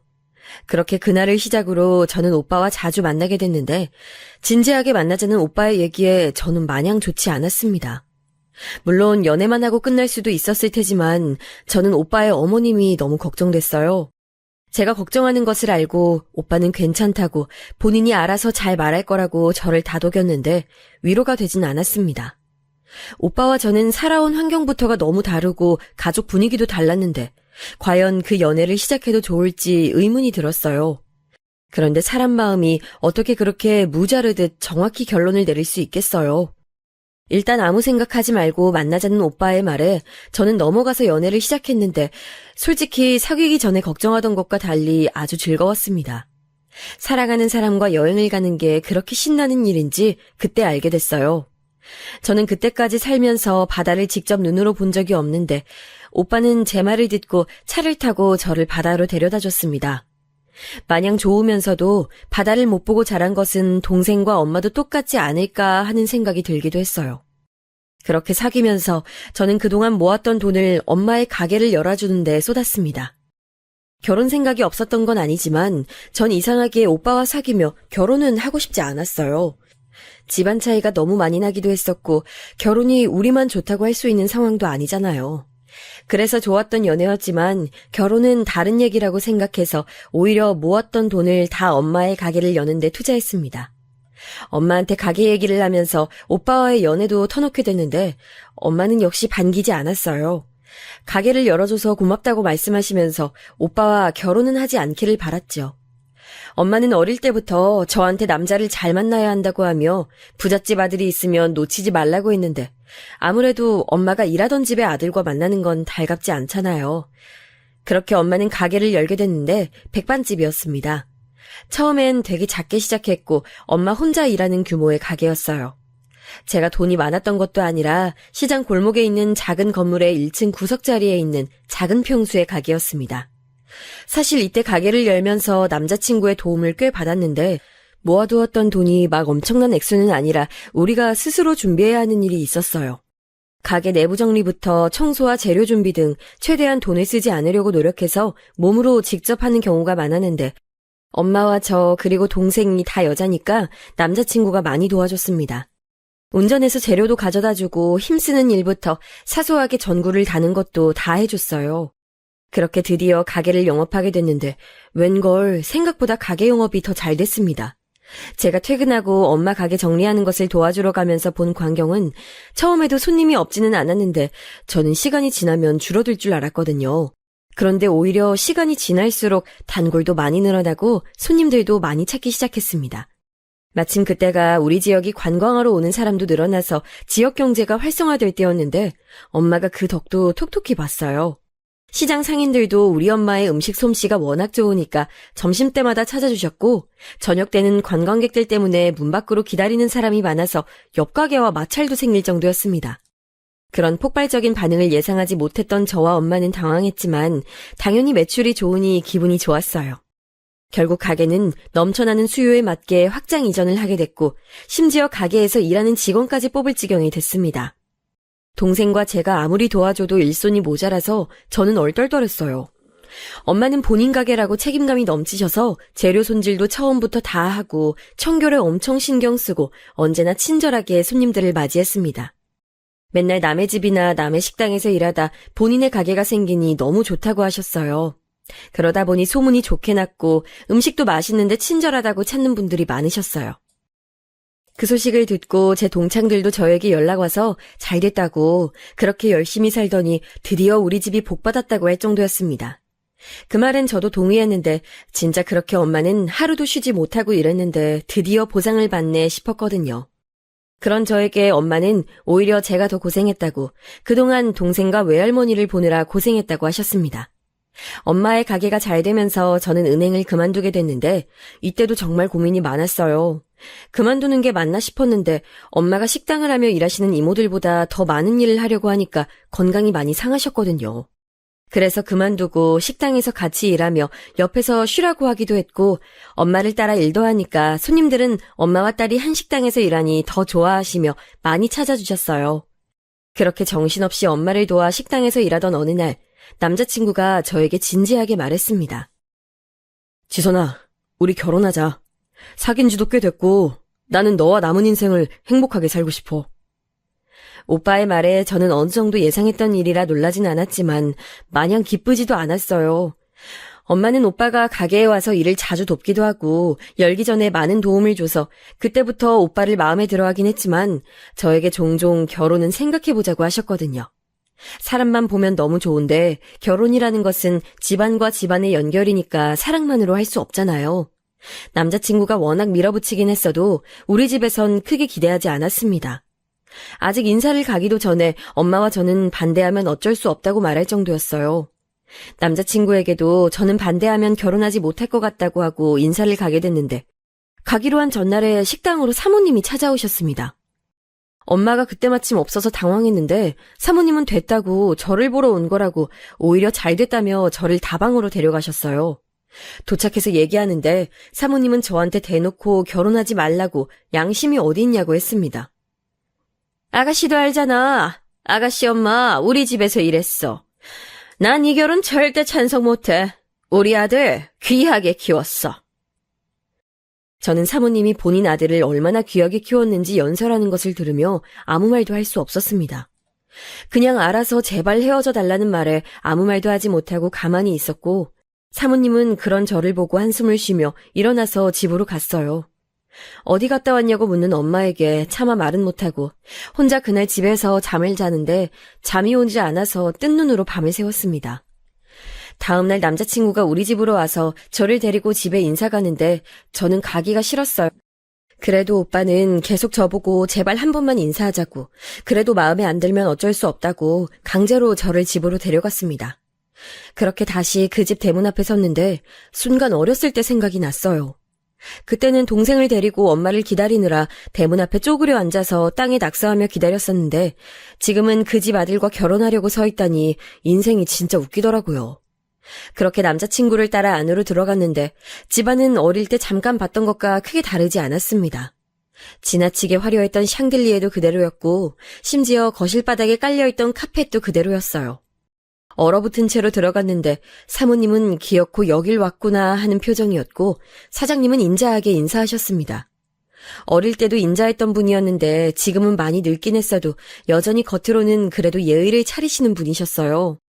그나마 어릴 때와 다른 점이 있다면 우리도 식당을 해서 이제 엄마가 남의 집에 가서 돈을 벌지 않아도 된다는 점이었습니다. 사장님이 먼저 엄마의 안부를 물으셔서 엄마는 식당 일을 하고 있다고 하니까 잘 되는 것 같다고 칭찬해 주셨는데 옆에서 그 말을 듣자 사모님은 무표정으로 식사를 계속하셨어요. 예상했던 것으로는 사실 가서 쫓겨나거나 혹은 앞에서 막말을 듣지 않을까 생각했었는데 다행히 그러진 않았습니다. 남자친구가 저와 결혼하고 싶다고 강하게 말하고 사장님은 긍정도 부정도 하지 않으셨고 사모님은 한숨만 쉬셨어요. 분위기를 보니 제가 오기 전에 이미 남자친구와 말싸움을 몇 번 한 것 같았습니다. 남자친구는 남동생이 한 명 있었는데 저보다 1살 어렸어요.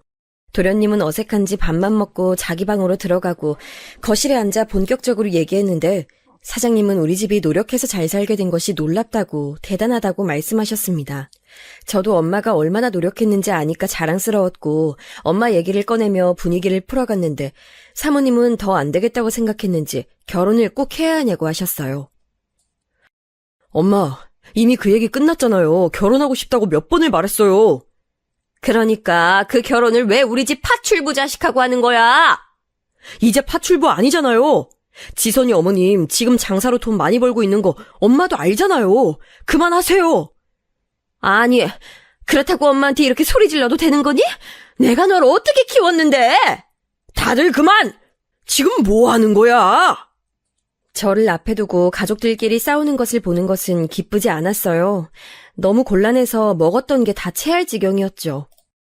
그렇게 인사를 무슨 정신으로 했는지 기억도 나지 않고 정신 차리니 제 방이었는데 엄마가 어땠냐고 물어봐도 대답할 힘이 없었습니다. 다음날 저는 저렇게 시어머니 될 분이 반대하는데 결혼하고 싶지 않아 엄마에게 말했더니 엄마는 무엇보다 제 의견이 중요하다고 존중하셨어요. 그렇게 남자친구가 아무리 저를 설득해도 저는 결혼은 안 되겠다고 강하게 말하고 헤어지자고 했습니다. 헤어질 수 없다며 울고불고 가게에도 찾아오고 집에도 찾아오던 남자친구를 저는 모른 척하느라 힘들었어요. 남자친구만 보면 당연히 저도 결혼해서 같이 살고 싶었는데 저를 대놓고 반대하는 시어머니를 보면 도저히 용기가 나지 않았습니다. 제가 헤어지자고 했는데 제가 더 많이 울었을 거라고 저는 장담할 수 있어요. 그렇게 헤어지고 소문으로는 사모님이 바로 선자리를 여기저기 물어보고 다닌다는 소리도 듣게 됐습니다.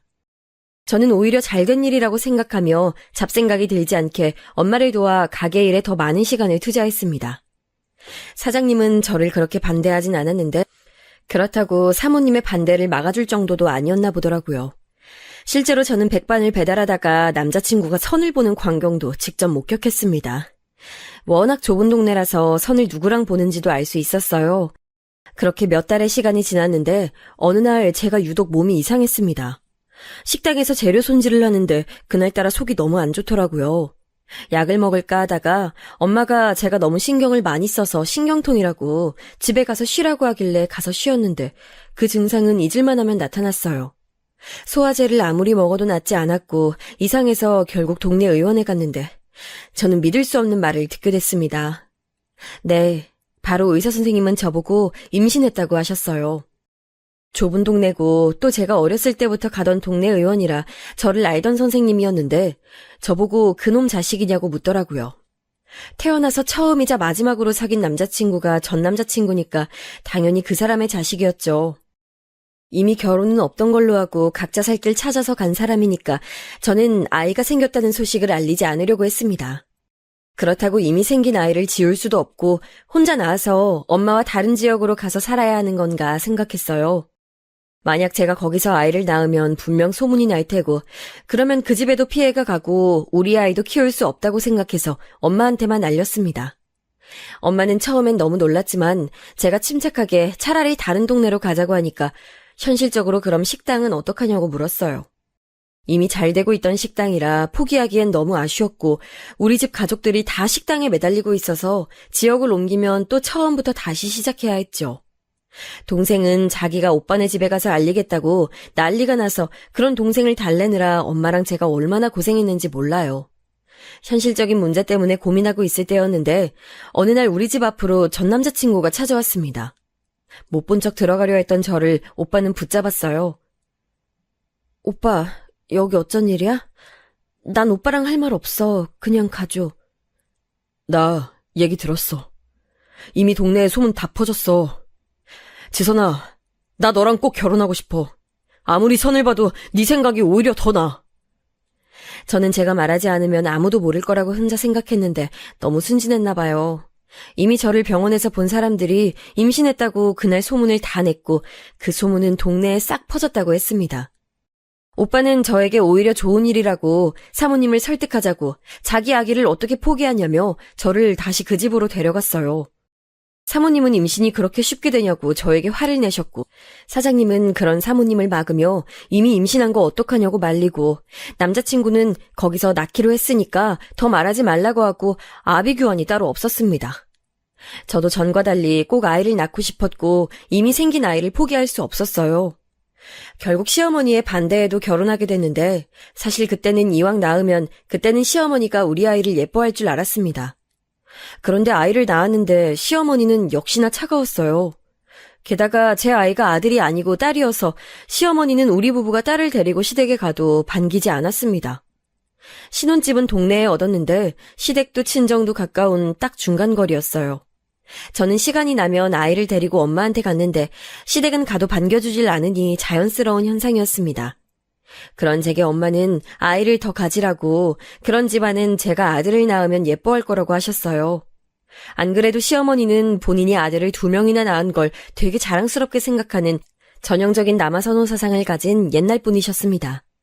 그런데 하필 도련님이 우리가 결혼하고 곧 따라 결혼했는데 동서는 아들을 낳아 우리 딸은 시댁에서 찬밥 취급을 받게 됐어요. 오죽하면 명절에 아이들에게 용돈을 줄 때도 동서 아들한테는 훨씬 많은 돈을 주고 간식도 동서 아들만 챙겼습니다. 시댁에 가면 시어머니는 늘 시조카만 안고 있고 우리 딸은 본 척도 하지 않아서 얼마나 속상했는지 몰라요. 시아버지는 그래도 우리 딸을 시어머니처럼 모른 척하고 미워하진 않았는데 시어머니는 대놓고 저러니까 저는 저까지 무시받는 기분이 들었습니다. 언제는 또 며느리들을 집으로 부르길래 시댁에 방문했더니 시어머니가 동서한테만 말을 걸고 아이가 잘 지내냐고 묻고 저는 투명인간처럼 대하기에 얼마나 속상했는지 몰라요.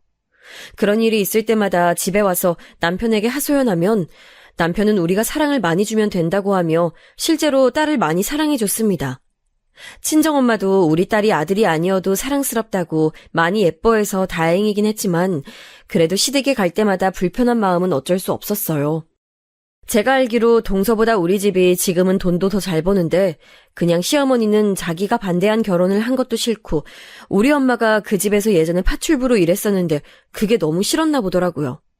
동서 아들과 우리 딸이 또래였는데 시조카한테만 비싼 유모차를 사주고 장난감도 맨날 시조카한테만 사주는 모습을 보며 속으로 얼마나 속상했는지 모르겠습니다. 그렇다고 시어머니는 저한테 대놓고 괴롭히는 시집살이는 시키지 않았는데 명절이나 김장 문제로 고민을 했던 적은 실제로 없었어요. 그런데 저는 차라리 그런 시집살이를 당하고 싶을 정도로 제 존재 자체를 무시하는 시어머니가 무서웠어요. 이런 내용을 친정엄마한테는 도저히 말할 용기가 나지 않아 남편한테만 털어놨는데 남편은 또 완전히 제 편이라 그나마 남편을 보며 버텼습니다. 동생한테 말하면 바로 엄마한테 말이 들어가니까 그러지도 못하고 혼자 딸을 안고 울었던 날이 한두 번이 아니에요. 동네가 다르면 그냥 저도 막 나갔겠는데 같은 동네였고 우리 엄마 식당도 동네였기 때문에 시어머니가 저래도 당할 수밖에 없었습니다. 시어머니가 예전부터 어울리는 무리가 있었는데 저도 아는 사람들이었습니다. 가게를 하는 사람도 꽤 있었고 시어머니처럼 집에 있는 분도 계셨죠. 그러던 어느 날 시댁 행사가 있어서 갔더니 시어머니가 자기 친구가 생일인데 시댁에서 잔치를 열겠다는 거예요. 저는 그냥 가만히 듣고 있었는데 저한테 우리 엄마 음식 솜씨가 워낙 좋다고 칭찬하길래 얼떨떨하게 감사하다고 했더니 엄마 보고 그때 와서 요리를 좀 해달라고 하셨습니다. 저는 당황했는데 옆에서 동서가 그거 진짜 좋은 생각이라고 하기도 했고 시어머니가 부탁해서 저는 알겠다고 대답을 하고 집으로 돌아왔어요. 남편도 이번 기회로 시어머니와 우리 집이 친해질 수도 있으니 잘해보자고 하더라고요. 엄마에게 말하니까 엄마도 자기가 열심히 준비해서 시댁과 거리가 좁혀질 수 있도록 노력하겠다고 해서 시어머니에게 말씀드리니 매우 좋아하셨습니다.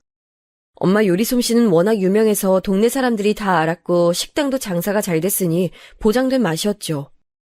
엄마는 시댁에 가기 전에 저를 데리고 시장에 가서 얼마나 많은 준비를 했는지 모르겠어요.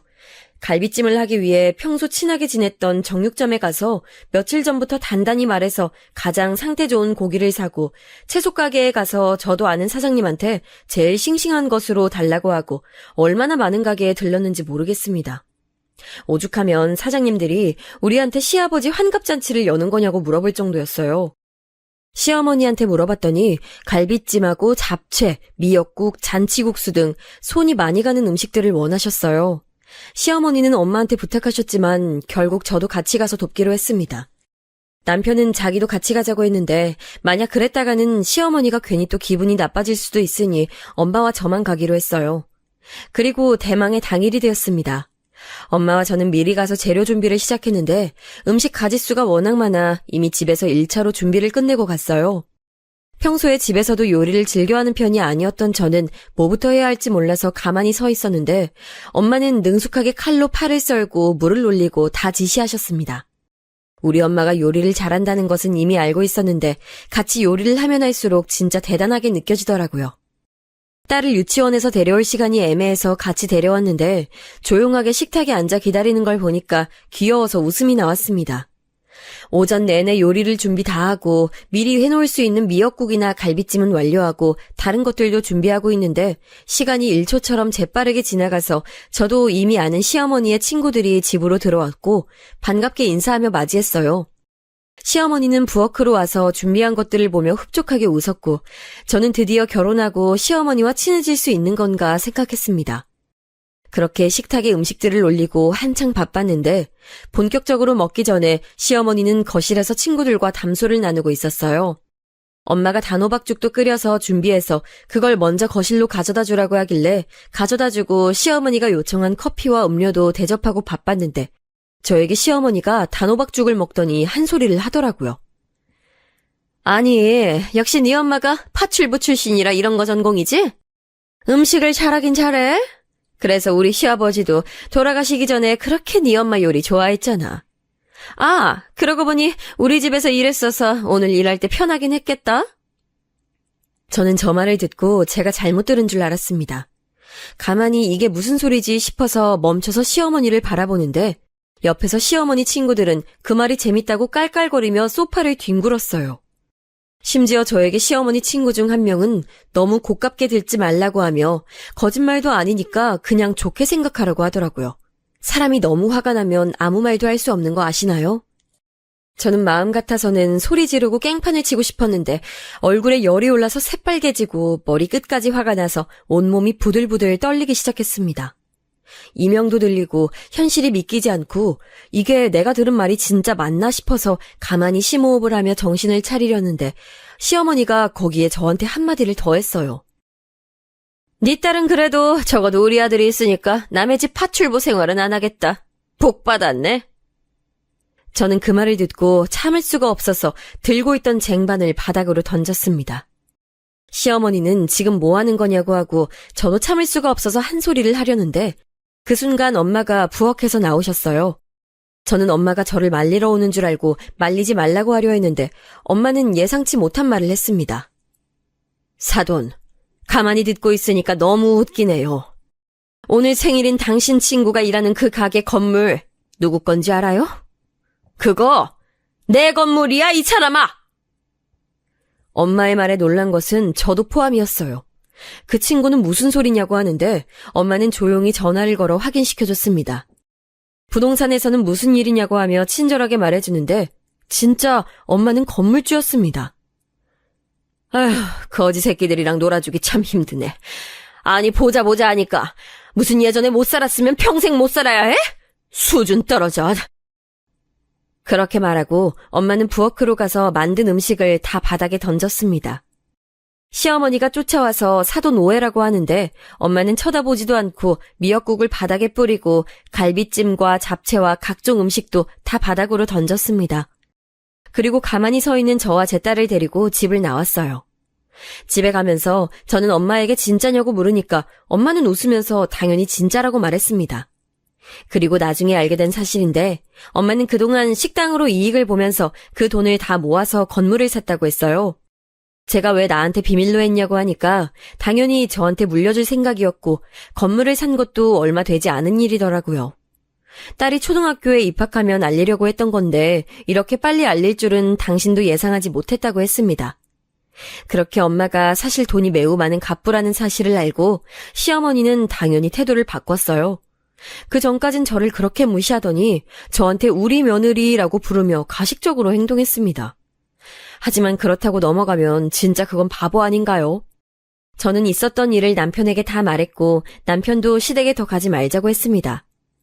남편이 딸을 매우 사랑하는데 시어머니가 아들인 시조카는 예뻐하고 우리 딸은 무시해서 안 그래도 이미 감정이 상할 대로 상한 남편은 시어머니가 남편에게 연락해서 하소연해도 듣지도 않았어요. 시어머니도 사실을 알고 저에게 연락해서 사과하셨는데 사실 시아버지에게 나쁜 마음은 없지만 그래도 시댁에 가면 시어머니를 봐야 하니까 저는 전날 이후로 시댁에 방문하지 않고 있답니다. 대신 우리 엄마와 더 많은 시간을 보내고 있는데 엄마는 그래도 그동안 제가 이왕이면 시댁과 잘 지내는 것이 좋으니까 참았는데 그날 저와 딸을 비난하는 것을 듣고 참을 수가 없다고 했어요. 제가 화가 나서 아무 말도 못하고 얼굴만 빨개진 채로 몸을 부들부들 떠는 것을 보고 진정할 수가 없었다고 합니다. 그렇게 상식밖의 시어머니와의 인연은 끝났고 엄마는 시어머니 친구의 가게도 내쫓았어요. 이 사건은 동네에 금세 소문이 퍼졌고 한동안 시어머니는 얼굴을 들고 다니는 것도 꺼릴 정도로 여파가 컸답니다. 그렇게 당당하고 저를 무시하던 사람은 어디 가고 이제는 저한테 연락도 제대로 못하는 시어머니를 보며 통쾌하기도 하고 어렸을 때부터 그렇게 고생만 하다가 드디어 건물주가 되어 잘 사는 엄마를 보니 행복하면서 안쓰럽기도 해요. 엄마는 그런 저에게 어릴 때 동생을 키우느라 제가 너무 많은 고생을 했다고 건물은 다 제 것이라고 하더라고요. 저는 그런 엄마에게 건물은 됐으니 건강이나 잘 챙기라고 하고 있답니다. 지금은 우리 딸과 남편하고 아직도 엄마 식당 일을 도우며 행복하게 살고 있어요. 엄마는 식당을 하며 손님들에게 맛있는 음식을 주고 단골이 느는 것을 보며 뿌듯함을 느낀다고 합니다. 한동안 가게를 접을 일은 없을 것 같고 제가 시댁을 방문한 일도 없을 것 같네요. 제가 준비한 사연은 여기까지입니다. 저는 쓰면서 즐거웠는데 여러분은 어떠셨는지 모르겠어요. 재밌게 잘 들어주셨으면 그걸로 참 만족합니다. 들어주셔서 감사합니다. 이번 겨울이 유독 추운데 건강관리 잘하시고 가족들과 행복하게 보내시길 바랄게요.